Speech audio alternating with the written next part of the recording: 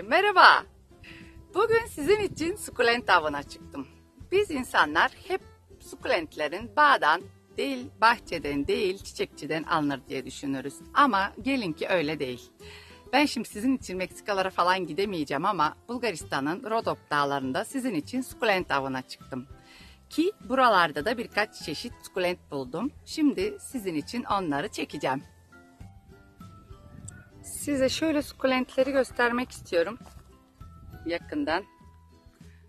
Bunlar doğanın içindeki sukulentler.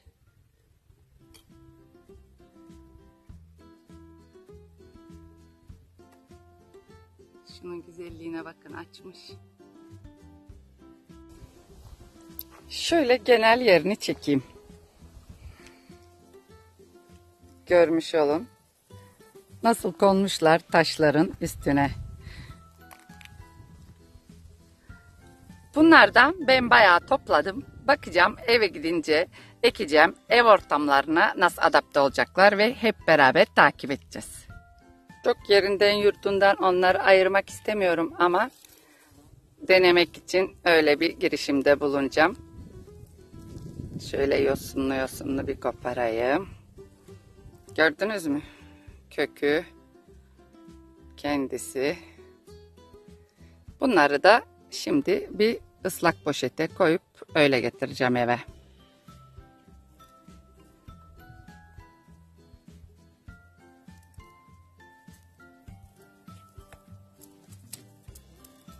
Toprağını alabilmek için şöyle zarar vermeden müdahale ediyorum.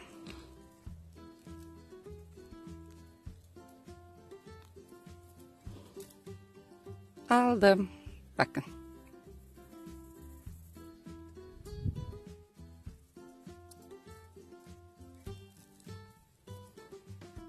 Bence bu kadar yeter.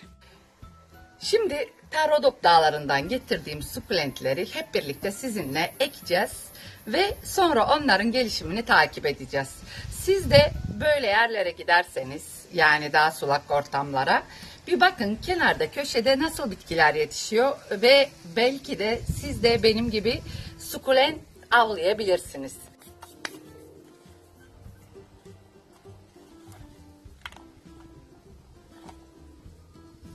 Şöyle toprağın içine koyup getirdim.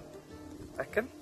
Ki oradaki ortama ayak uyduralım gelince diye. Ben bunu dağıtmadan ekeceğim. Ki tutsun. Tuttuktan sonra o zaman dağıtacağım. Şöyle yine yosunları etrafına koyacağım. Bakın bu hatta bu direkt toprağındamış. Hiç şey yapmadım. Bakın bunun kökü de var. Şurayı.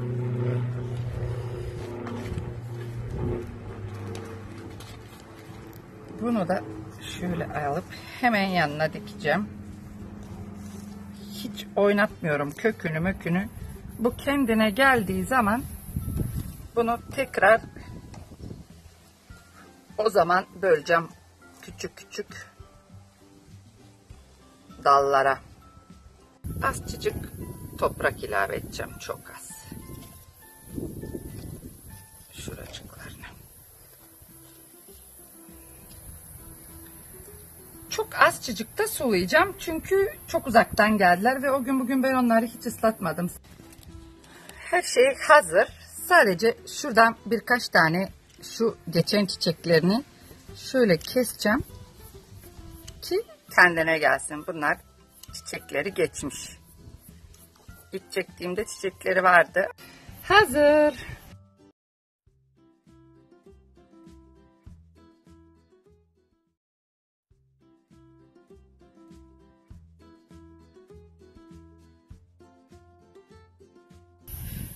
Avladığım sukulentleri ektik sizinle birlikte. Şimdi de gelişimini takip edeceğiz. Şimdilik hoşça kalın. Pürçüklü TV ile kalın. Aboneliklerinizi bekliyorum sukulent sevenler. Görüşmek üzere.